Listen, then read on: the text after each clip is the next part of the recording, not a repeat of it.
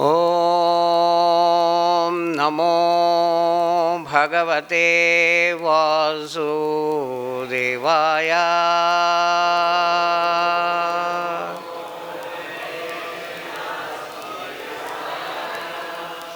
ॐ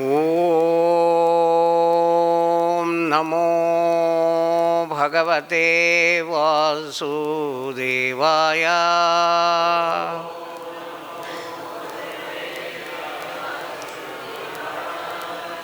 ॐ नमो भगवते वासुदेवाय।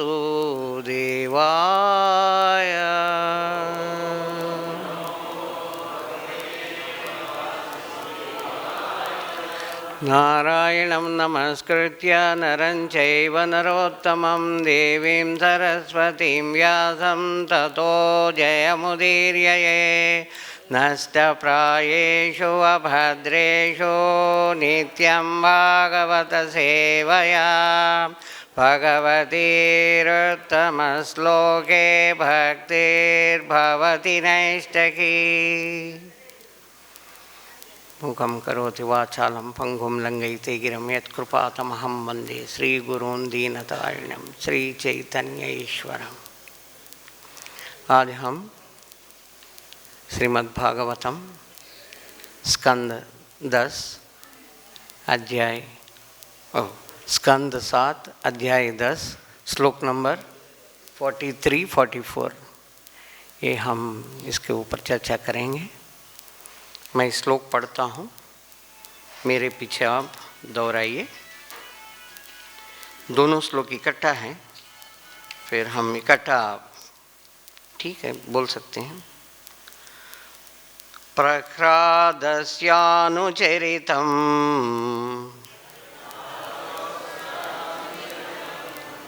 महाभागवतस्य च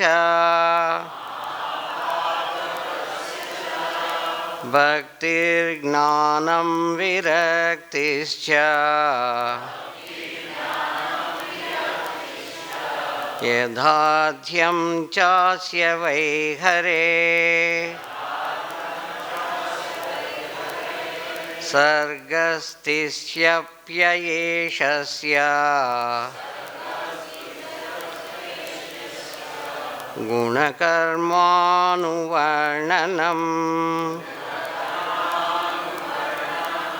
परावरेषां स्थानानां कालेन व्यत्ययो महान्। प्रह्लादस्यानुचरितं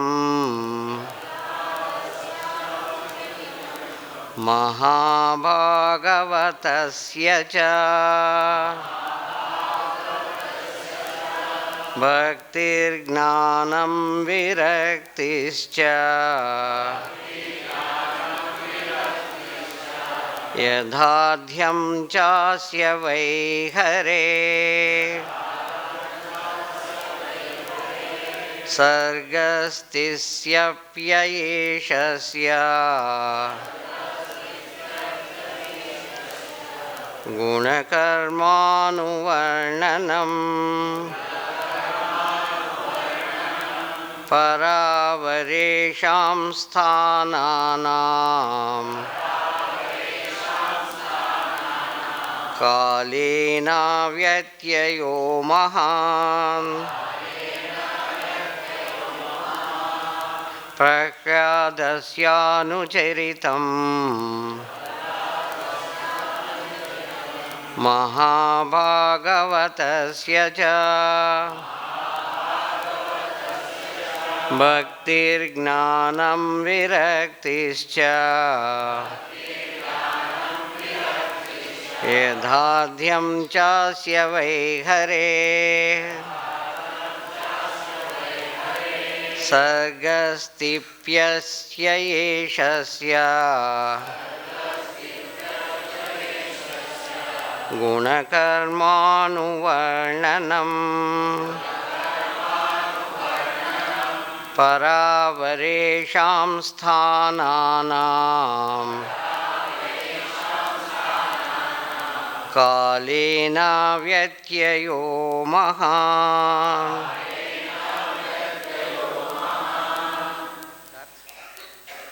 शब्दार्थ, अनुवाद और तात्पर्य जगतगुरु श्रील प्रभुपाद जी के द्वारा। जगतगुरु श्रील प्रभुपाद की। प्रह्लादस्य, प्रह्लाद महाराज की।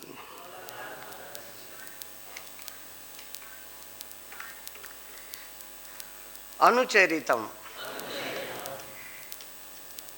विशेषताएं पढ़कर या कार्यकलापों का वर्णन करके समझी गई।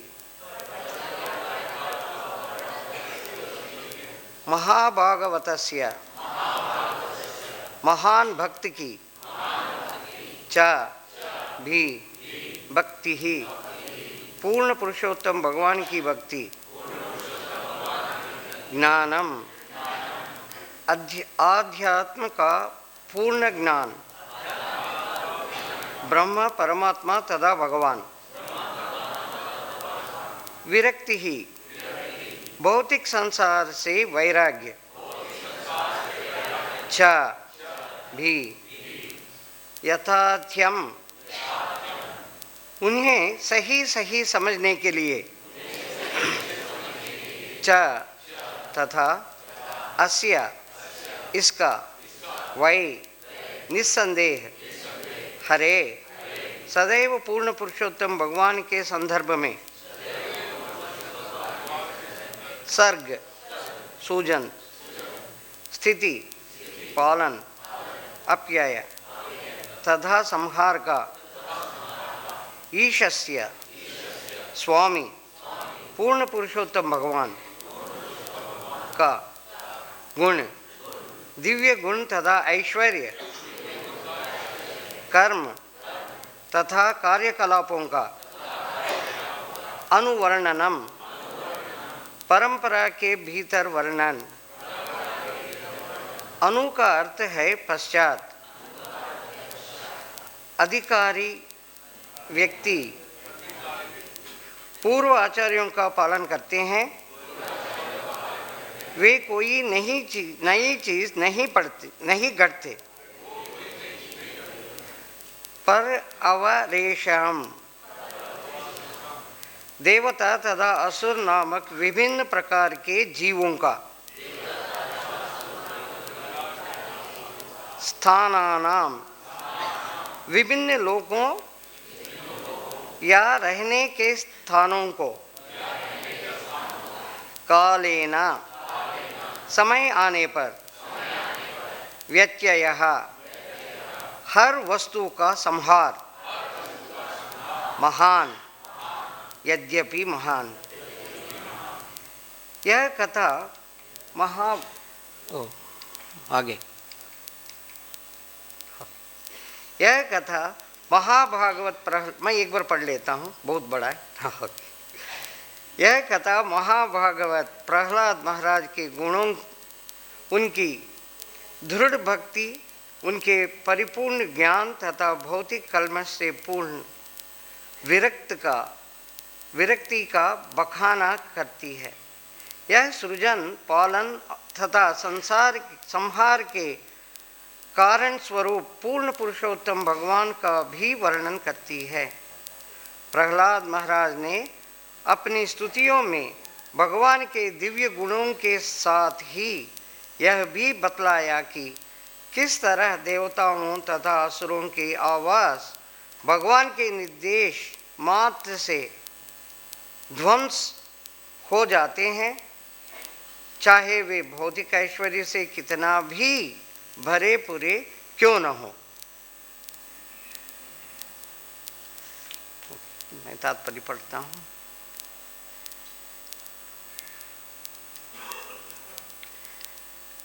श्रीमद् भागवत विभिन्न भक्तों के भगवान की सेवा से संबंधित चरित्रों के वर्णन से ओतप्रोत है। यह वैदिक वाङ्मय भागवत कहलाता है क्योंकि इसमें पूर्ण पुरुषोत्तम भगवान तथा उनके भक्तों का वर्णन है।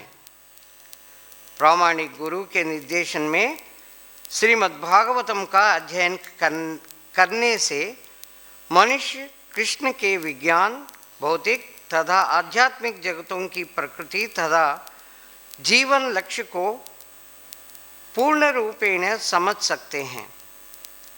श्रीमद्भागवतम अमलम पुराणम। श्रीमद्भागवत निष्कलंक वैदिक वाङ्मय है, जैसा कि हम श्रीमद्भागवत के प्रारंभ में ही बतला चुके हैं।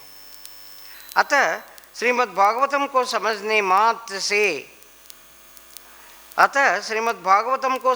मात्र से ही हम भक्तों के कार्यकलापों, असुरों के कार्यों, स्थिति तथा स्थायी तथा नश्वर धामों के विज्ञान को समझ सकते हैं।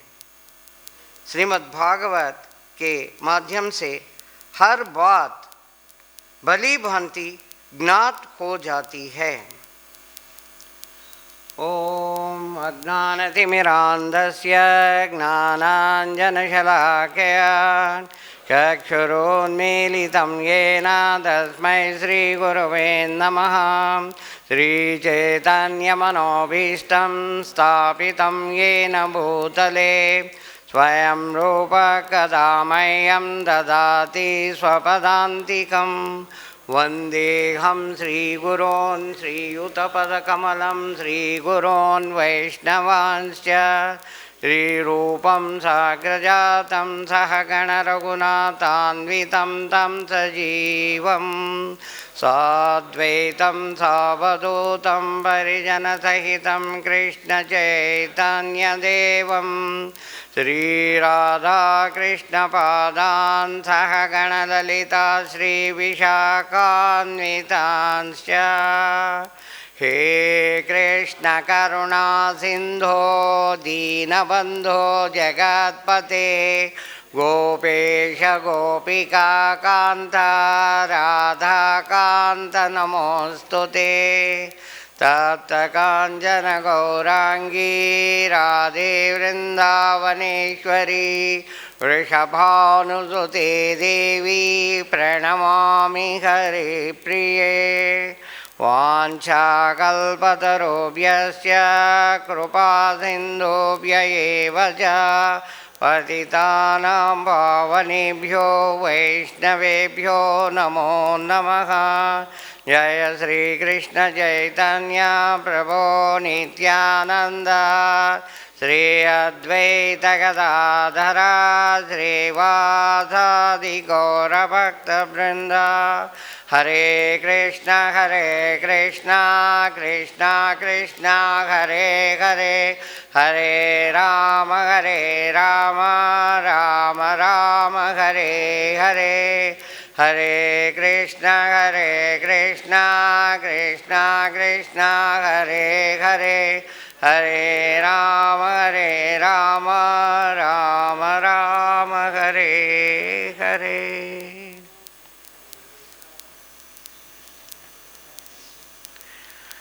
आज हम श्रीमद् भागवतम का ये महत्वपूर्ण श्लोक का चर्चा करने का प्रयास करेंगे।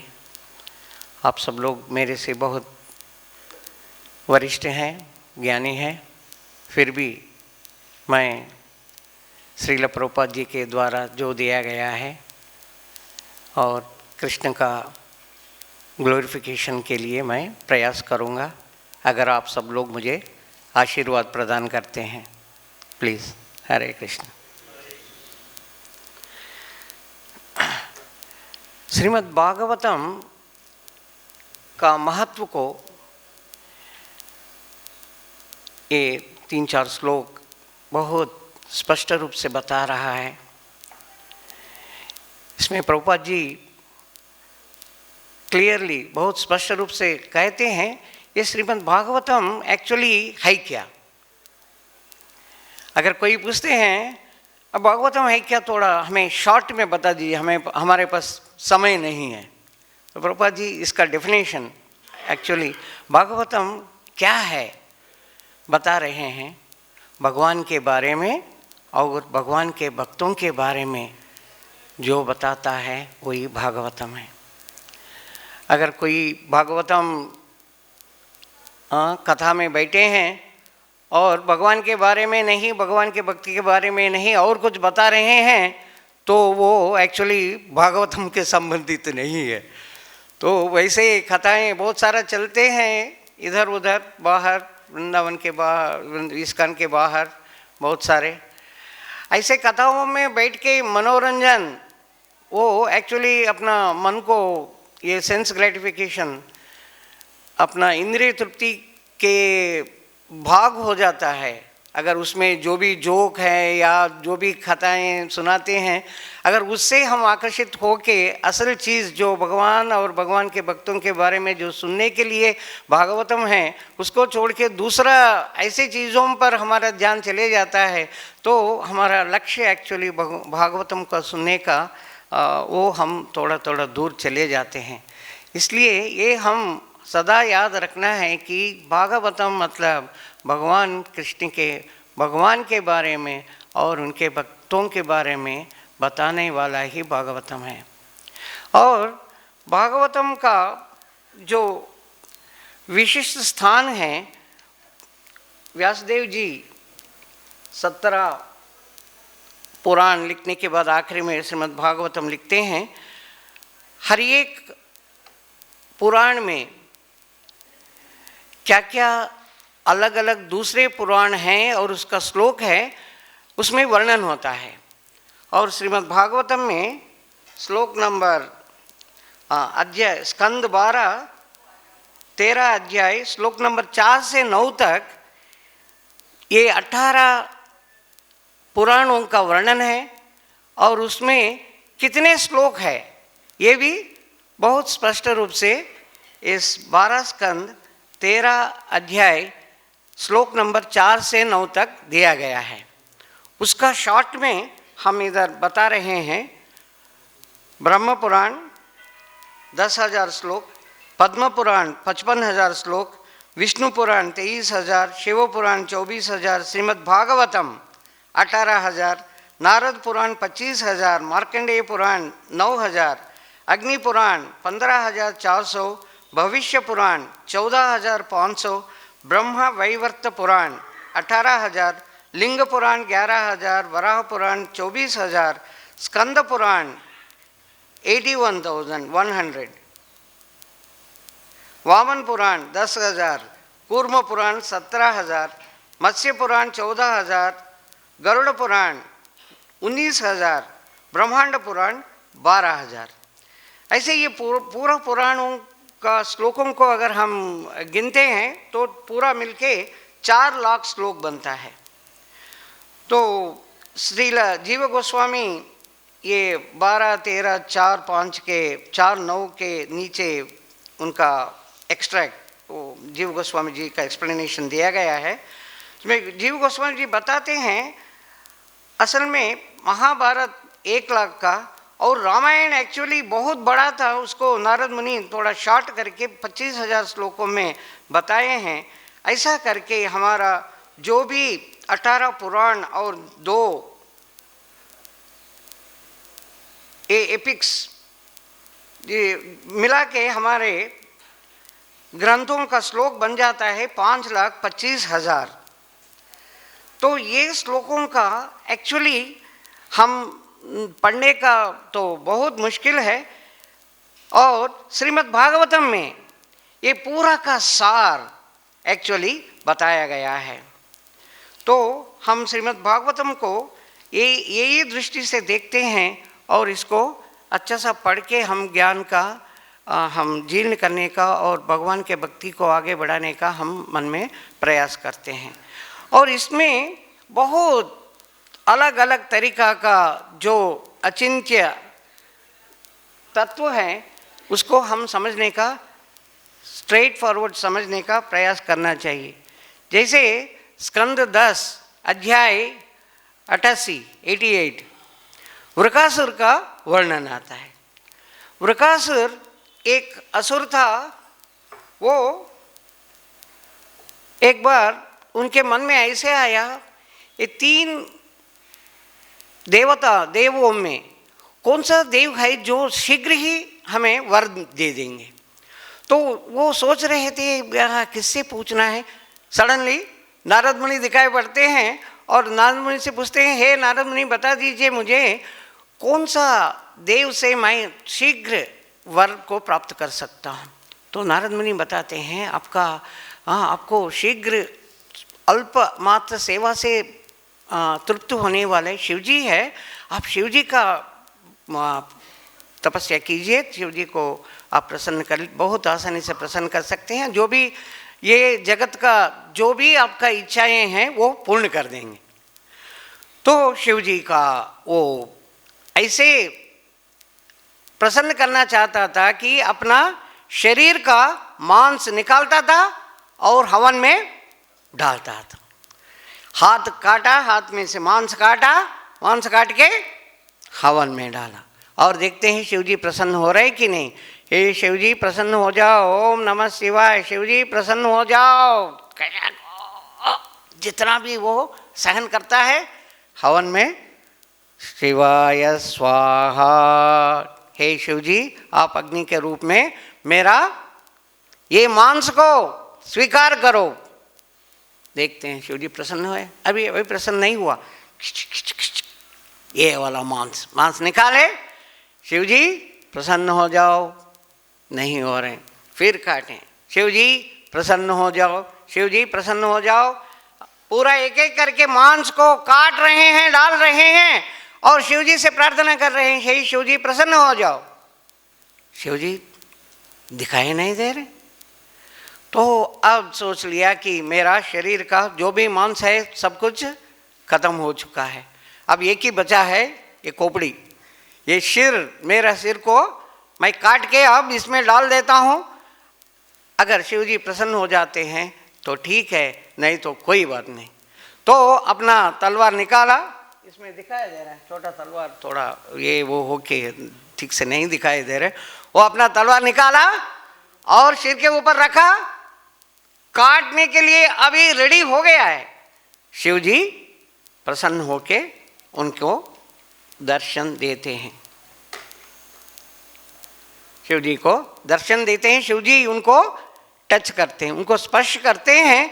जैसे ही शिवजी स्पर्श कर दिया, जो भी मांस सब कुछ जो कट हुआ था, जो काट के ये किया था, वो सब ठीक हो जाता है और वो साधारण नॉर्मल हो जाता है। फिर वो शिवजी से प्रार्थना करते, शिवजी मेरा ये मनोवांछा पूरा करो। शिवजी बोलते हैं कोई बात नहीं, जो भी तुम पूछना चाहते हो मैं वैसा ही तुमको वरदान दूंगा, बताओ तुम्हें क्या चाहिए। तो ये बताते हैं, हे शिवजी मैं जिसके सिर पर हाथ रखूं वो तुरंत मर जाना चाहिए। शिवजी देखते हैं, अरे ये क्या वर है, हाँ किसी के सिर पर हाथ लगाए और वो मर जाए। मैं तो कह दिया कि जो भी वर मांगते हो मैं तो देने के लिए तैयार हूँ। तो शिवजी एक मिनट सोचते हैं, फिर भी बोलते हैं ठीक है, जैसे आप पूछ रहे हो वैसा ही होगा। जैसे शिवजी का वर मांग लिया है, अब इनके दिमाग के अंदर आता है ये वर तो मिल गया है, मगर ये काम करता है कि नहीं। इधर उधर देख रहे थे, कोई मिल रहा है क्या, कोई मिल रहा है क्या, यही खड़ा है ना शिवजी। हाँ हम इनके ऊपर ही लगा के देखते हैं, उनके सिर के ऊपर लगाने का प्रयास किया, अरे बाप रे मेरे ऊपर ही आ रहा है। शिवजी भागने लगे, भागने लगे, भागने लगे और उनके पीछे ये वृकासुर, इसलिए उसको भस्मासुर भी कहते हैं। जो भागवतम में जैसे दिया गया है हम वैसा ही समझना चाहिए, बीच बीच में डांस गिंस रखने का वो भागवतम में नहीं दिया है, ये आप देख लीजिए। तो भाग रहे हैं, जैसे ही भाग रहे हैं फिर सब देवता देख रहे हैं, शिवजी देखते हैं देवता के ऊपर, देवता कुछ करेंगे क्या। वो बोलते हैं हे भोलेनाथ तुम ही कुछ नहीं कर पाए तो हम क्या करेंगे, हमें तो 1 मिनट में दूर से ही भस्म कर देगा या हमें मार डालेगा, हम कुछ नहीं कर सकते। वो देखिए शिवजी समझ लिए। तो शिवजी इधर वैकुंठ धाम के साइड में, वैकुंठ धाम के दिशा में भागने लगे। फिर भगवान देख लिए, अरे मेरा भक्त भक्तानाम क्या है ये? निम्नगानाम यथा गंगा देवानाम अच्युतोम यथा वैष्णवानाम यथा शंभु।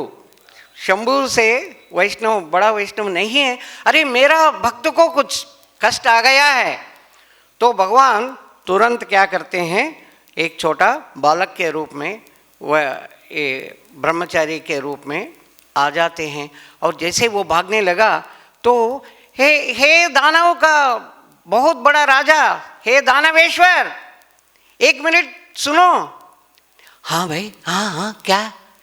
देखो आप इतना दूर से लग रहा है बहुत आप टायर्ड हो गई हो, बहुत, हाँ आपके ऐसा लग रहा है कि आप बहुत दूर से आ रहे हो और बहुत टायर्ड हो गई हो। इधर आइए, इधर बैठ जाइए, देखो हमारा कितना अच्छा जगह है, इधर थोड़ी देर विश्राम कीजिए फिर आप जा सकते हो। हाँ मुझे तो विश्राम करने का समय तो नहीं है, फिर भी चलो ठीक है आप कह रहे हो। अब ये ब्राह्मण पूछते हैं, हे आप तो इतना बड़ा शक्तिमान असुर हैं, आप इतना क्यों भाग रहे हो? क्या बात क्या है मुझे बता दीजिए, अगर मुझे कुछ समझ में आया तो मैं बताऊंगा आपको, सरल विधि बताऊंगा। आप लग रहे बहुत प्रयास कर रहे हैं। तो ये पूरा बताता है, ऐसे ऐसे मैं तपस्या किया और शिवजी प्रसन्न हो गए और मैं शिवजी को टेस्ट करना चाहता हूँ, अब ये होता है कि नहीं होता है। अरे आप तो धोखा खा लिया है। देखिए आपको दक्ष यज्ञ का समाचार पता है कि नहीं? हाँ कभी सुना था, दक्ष यज्ञ में कुछ गड़बड़ हुआ था। और हाँ आपको तो कुछ तो पता है ना, दक्ष यज्ञ में क्या हुआ, वो दक्ष शिवजी को शाप दे दिया और शिवजी दक्ष यज्ञ के बाद जो कुछ भी किया है उनका शक्ति पूरा खत्म हो गया है। ऐसा ही बोलते ही रहता है, जो भी वर मांगे उनको दे देते, वो काम नहीं करता। अरे कोई काम नहीं करता। अच्छा ये वर काम नहीं करता है क्या? काम करता ही नहीं। एक काम करो, आप अपने सिर पर हाथ लगाओ, काम नहीं करता है, फिर जाके शिव को ऐसे दंड देना, शिव जी को मार डालना। भागवतम लिखा है, वो कहते हैं शिव जी को मार डालना। ये होने के बाद देखो अपने आप चेक करो, फिर जाके बता देना शिव तुमने क्या वर दिया है और करो। हाँ ये आइडिया बहुत अच्छा है, मैं रखता हूँ। जैसे वो अपना सिर पर हाथ रखा, एकदम बस उसका मृत्यु हो गई। ये बहुत चतुर, बहुत बुद्धिमान बन के भगवान उनको शिव जी को बचाते हैं। तो ये होता है असुर का लक्षण। असुर अपने आप को कैसा भी करके दूसरों को जितना भी नष्ट हो जाए, अपना डोमिनेशन, मैं हूँ, मेरा शक्ति इतना है सबके ऊपर, सब मेरे अंडर, मेरे नीचे आना चाहिए, ये असुरों का स्वभाव होता है।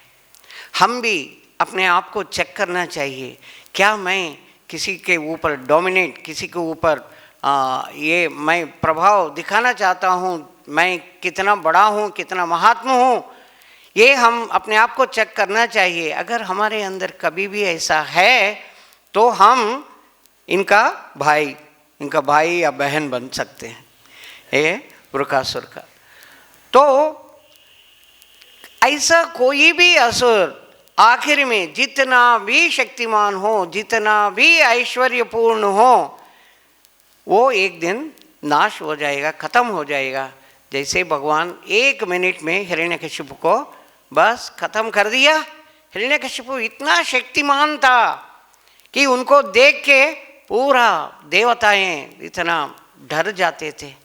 और एक बार श्रीमद् भागवतम में वर्णन है कि एक बार वो ढूंढते ढूंढते कौन है विष्णु जो मेरा भाई को वध किया है, हिरण्याक्ष को वध के उसको खत्म कर दूंगा, किधर है किधर है। वो हिरण्यकशिपु ढूंढते ढूंढते वैकुंठ लोक चले जाता है और वैकुंठ में देखते हैं जैसे वो विष्णु भगवान ने देखा है, अरे ये आ रहा है, वो क्या करते हैं, उनके नासिक के अंदर सूक्ष्म रूप बन के चले जाते और इधर उधर देख रहा है, किधर है विष्णु, शायद मैं गलत जगह पर आया हूँ, किधर है, ढूंढते ढूंढते चले जाता है। तो ये इतना शक्तिमान, इनको टकराने वाला कोई नहीं। ये जो भी टेररिस्ट है वो तो कुछ भी नहीं, वो तो कुछ भी नहीं इनके शक्ति के समान। ऐसे इतना शक्तिमान होने के बाद भी आखिर में वो खत्म हो गए। तो हम ये श्रीमद् भागवत में जो भी दिया गया उसको हम ठीक तरह से समझेंगे। ऐसा नहीं कि इसको कुछ कहानी है या इसके ऊपर हम यकीन किया तो किया, नहीं तो नहीं। हमारे दृष्टि से बहुत सारे चीज़ एक्चुअली समझ में नहीं आता है।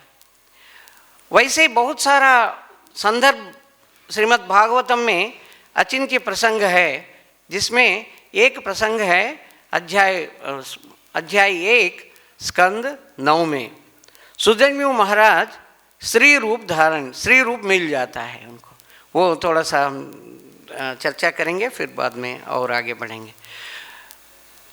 ये वयस्वत मनु अपना पुत्र के लिए वशिष्ठ मुनि के द्वारा यज्ञ करते हैं, हवन करते हैं। और वशिष्ठ मुनि जो भी यज्ञ करते हैं, जैसा वो यज्ञ का विधि विधान होता है वैसे सिद्ध हो जाता है।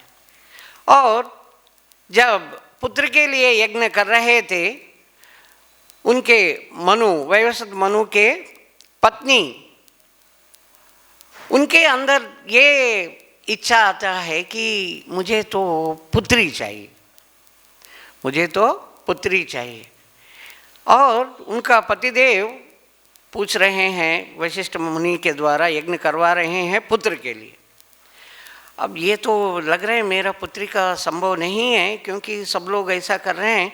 वो क्या करते हैं, जब वो प्रधान पुजारी जो हवन करने वाला उनके साथ जब एकांत में रहा, 1 मिनट मिला उनको, जाके हे महात्मा, मुझे तो पुत्री का इच्छा है, मुझे कैसा भी पुत्री का वर दीजिए, भगवान से पुत्री को मांगिए।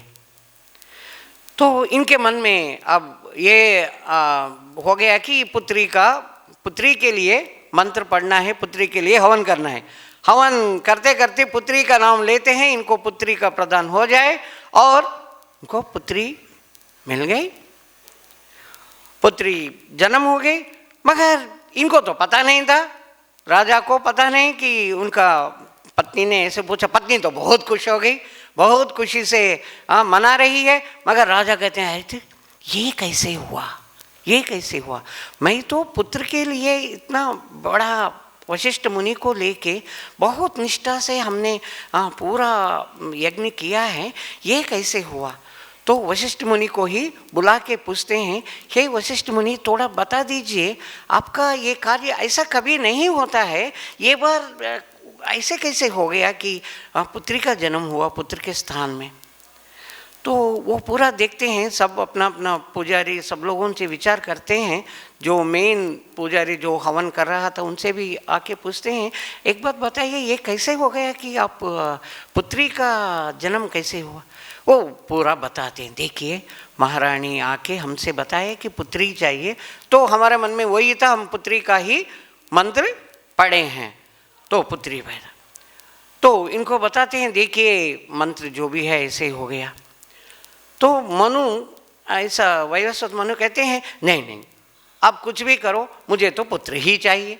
हम तो इतना एक्सपेंडिचर, इतना खर्च करके इतना बड़ा हवन किया है, सबको ब्राह्मणों को सबको दक्षिणा दिया है, वो कहें आपका मनोवांछा पूर्ण हो जाए। और देखा तो ऐसा हो रहा है, आप कुछ भी करो, अब ये पुत्री को आप पुत्र बना दीजिए। वो कहते हैं, देखो यज्ञ किसके लिए किया है, विष्णु भगवान के लिए। विष्णु भगवान प्रसन्न होकर पुत्री दिए हैं। अगर विष्णु भगवान प्रसन्न हो जाते हैं, वो पुत्री को पुत्र भी बना सकते हैं। तो हम विष्णु भगवान से प्रार्थना करते हैं। तो वशिष्ठ मुनि विष्णु भगवान को प्रार्थना करते हैं, विष्णु भगवान प्रसन्न हो जाते हैं। ठीक है, पुत्री को पुत्र करना है, वो कोई प्रॉब्लम नहीं, हो गया। तो वो पुत्री को 1 मिनट में पुत्र बना देते हैं और इनका नाम रख दिया सुद्युम्न। जब पुत्री पैदा हुई थी उनका नाम रख दिया था इला। इला ये क्योंकि ये इम्पॉर्टेंट है, क्यों इम्पॉर्टेंट है हम बाद में देखेंगे। इला तो चले गए, सब लोग देख रहे हैं, ये सुद्युम्न। सुद्युम्न का सब अच्छा संस्कार हो गया, बड़ा हो गया और महाराज भी बन गया और उनका शादी हो गई और उनका जीवन अच्छा चल रहा था, गृहस्थ जीवन बढ़िया चल रहा था। एक बार क्या होता है, वो अपना सैनिक, अपना हॉर्स, घोड़े और सैनिक सब लोग मिलके एक वन के अंदर चलते हैं। उस वन का नाम है सुंदरवन। वो वन में जैसे वो प्रवेश करते ही सब लोग एकदम नारी का बहुत बढ़िया नारी बन गए, सबके सब युवती बन गए, उनका घोड़ा घोड़ी बन गया, जो भी सैनिक थे सैनिक भी स्त्री का वेश, स्त्री सब कुछ स्त्री बन गए, जस्ट वेश नहीं पूरा शरीर बदल के स्त्री। अब वो देख रहे हैं, अरे ऐसे कैसे हो गया, ऐसे कैसे हो गया। ऐसे इसलिए हुआ था क्योंकि एक बार शिवजी और पार्वती जी अपने एकांत में नृत्य कर रहे थे, एकांत में समय बिता रहे थे, मगर ये ऋषि लोग ढूंढ के शिवजी का दर्शन के लिए आते हैं। तो शिवजी का ये नृत्य वो अपना अकेला एकांत में उनका टाइम देख के शिव सब ऋषि आते हैं, अरे रे अकेले में एकांत में है, चलो चलो चले जाते हैं, दर्शन भी कर लिया, एकांत का भी भंग हो रहा है, चले जा रहे हैं। तो पार्वती कहती है, हे भोलेनाथ, एक हमारे लिए कुछ प्राइवेट गार्डन रहना चाहिए जिसमें जब हम एकांत में टाइम समय को बिता रहे हैं कोई नहीं आना। तो शिवजी कहते हैं, तुम्हारा इतना दासियाँ हैं, वो तो सेवा कर रहे हैं, तुम्हें कोई प्रॉब्लम नहीं है। दासियाँ स्त्री रहा तो मुझे कोई नहीं, जो भी पुरुष आते हैं ना मुझे ठीक नहीं लगता, ये कोई ठीक नहीं। अच्छा, तो शिवजी सोचते हैं, अच्छा मैं ऐसा व्यवस्था करता हूँ, जो भी आदमी इस वन में प्रवेश करता है तो वो पुरुष स्त्री बन जाएगा। तो पार्वती देवी कहती, बहुत बढ़िया, अब कोई चिंता की बात नहीं। तो सबको पता है, मगर ये सुद्युम्न बाई चांस उनको ऐसे अंदर आ गया, अपने सैनिक सब लोग मिलके, और वो सुंदर स्त्री बन गया। बुध जो क्या है, मून, चंद्रमा का बेटा, चंद्रमा का पुत्र बुध देखता है ऐसे जाते जाते, अरे कितना सुंदर स्त्री है, ये तो मैं इनको शादी करना है, इनसे शादी मैं करना है। जाके पूछते हैं, वो कहते हैं ठीक है कोई बात नहीं, शादी कर लेते हैं। दोनों शादी कर लेते हैं और उनका एक पुत्र संतान उत्पन्न होता है। कुछ दिन के बाद, कुछ काल के बाद उनका पुत्र उत्पन्न हुआ, उसका नाम है बहुत प्रसिद्ध, क्या है, पुरंजन,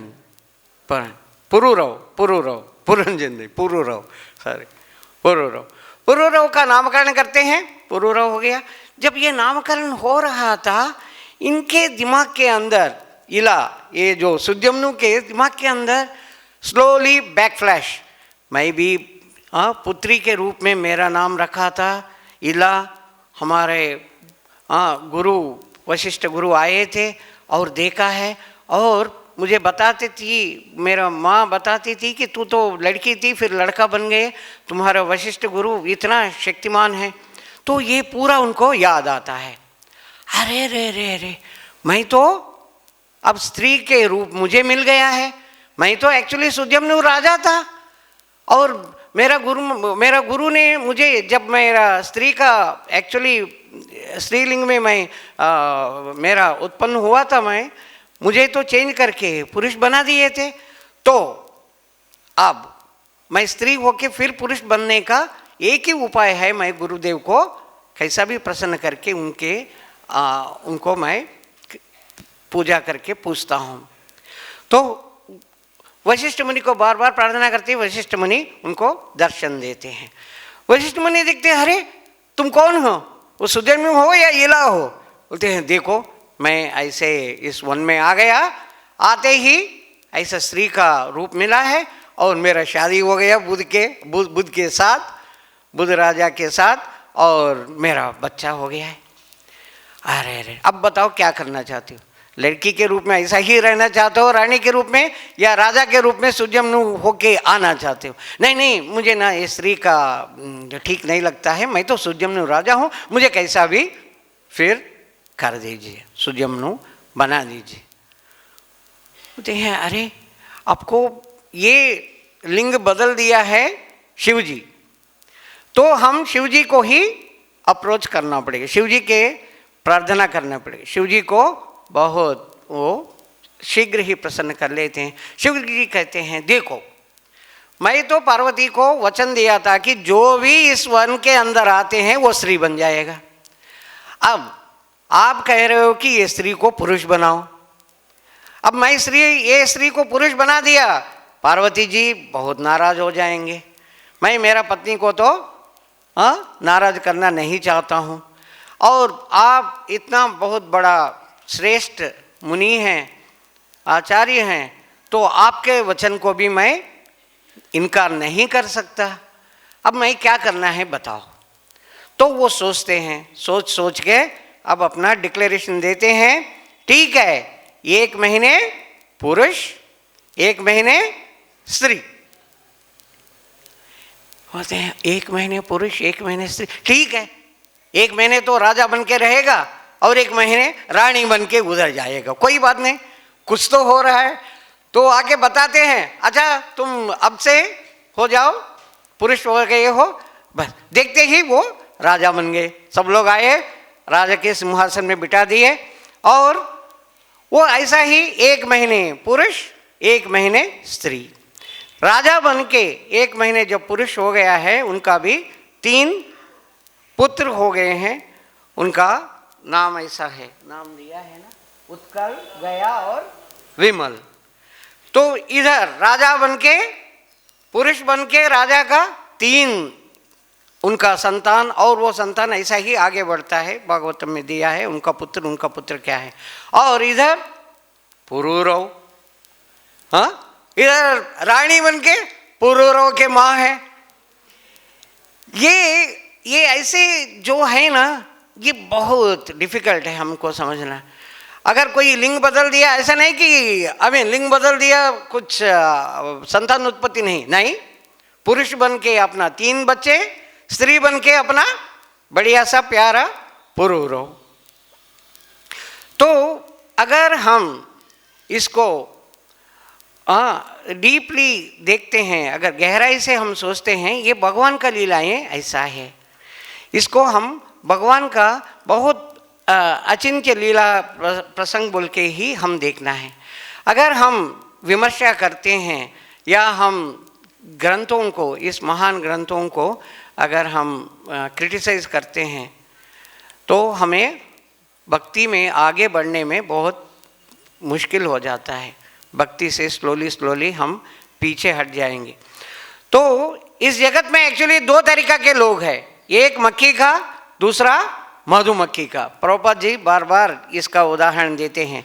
ये मक्खी जो है, जितना भी अच्छी चीज़ हो वो छोड़ देता है और जाके सड़ा हुआ चीज़ों को पास ही जाके उसको अच्छा लगता है, ये स्वाद है, ये कितना सड़ा हुआ है, कितना।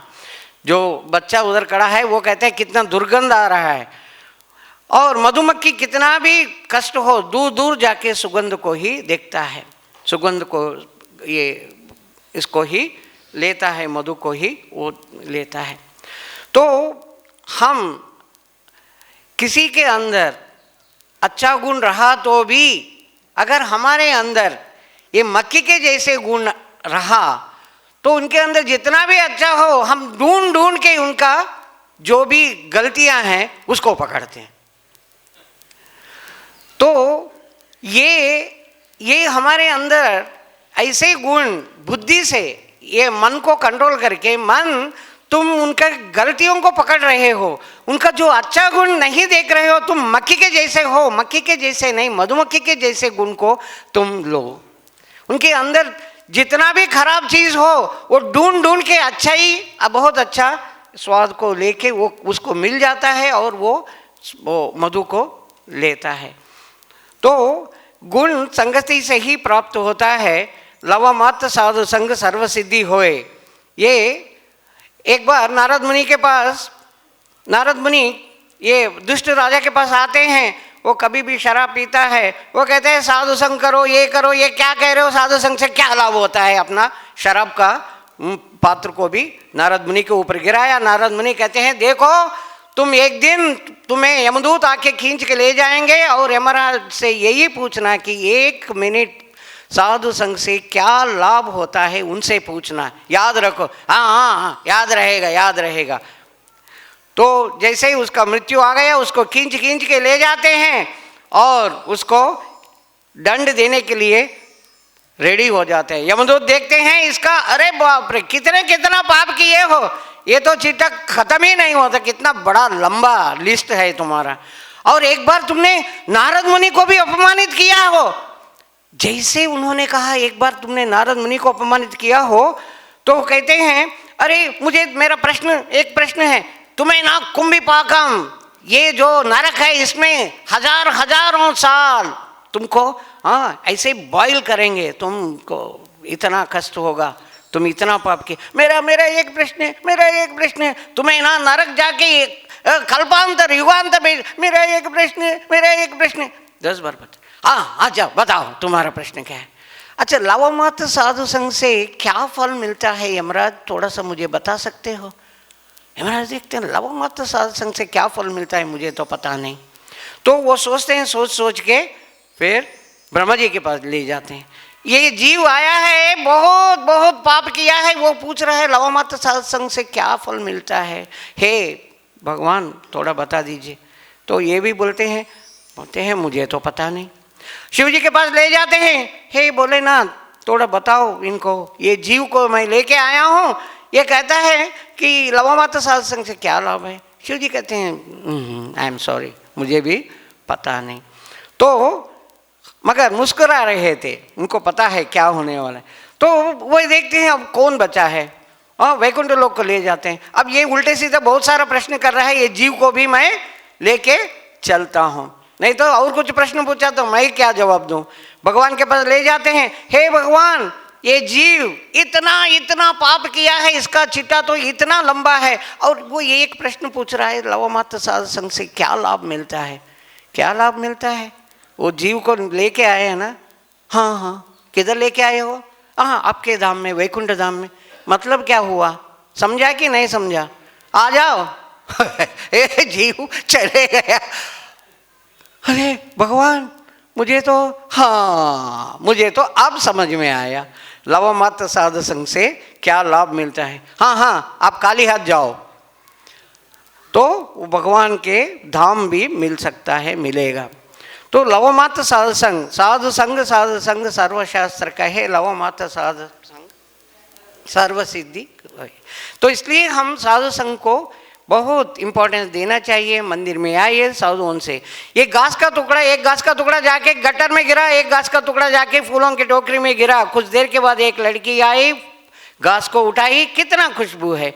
दूसरे में भी वो लड़की आई, जैसे घास को निकाला तो वो उल्टी करने लगी, इतना बदबू। अरे किधर से आ गई इतना बदबू, घास को ये अंदर तो कोई बदबू नहीं था, ना कोई सुगंध था, मगर जैसे ही वो संग किया है, उसका संग का प्रभाव से वो दुर्गुण या सुगुण उसके अंदर आ जाता है। हम भी अगर साधु लोगों से इस्कॉन मंदिर में आते हैं, लोगों से चर्चा करते हैं, हमें समझ में आता है कि ये जो चक्र है, ये चक्र चल रहा है, जन्म मृत्यु चक्कर, इससे बाहर आना ही हमारा मनुष्य जीवन का परम लक्ष्य है। इसके लिए हम क्या क्या करना चाहिए हम देख सकते हैं। नहीं तो पैसे के पीछे पड़ा, मरने के बाद भी पैसे के पीछे पड़ते जाएगा और कोई अंत होने वाला नहीं है।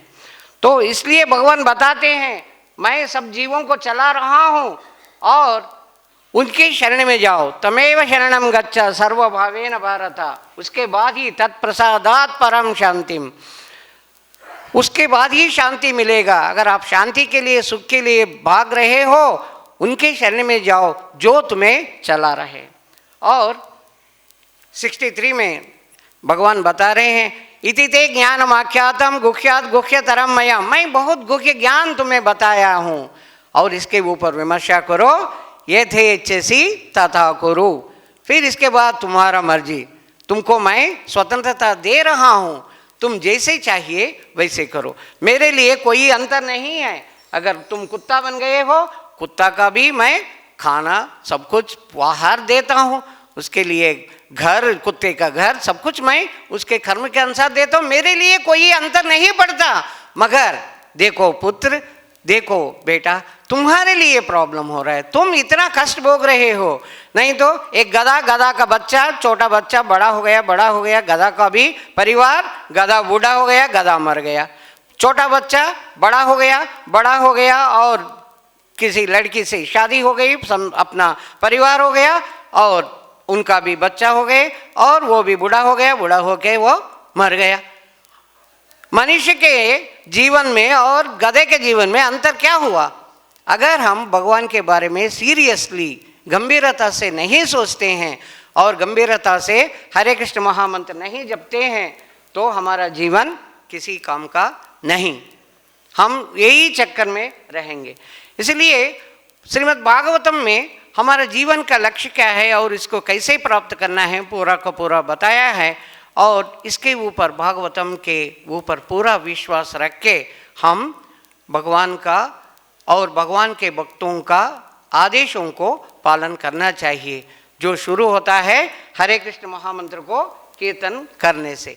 हरे कृष्णा कृष्णा कृष्णा हरे हरे, हरे राम राम राम हरे हरे।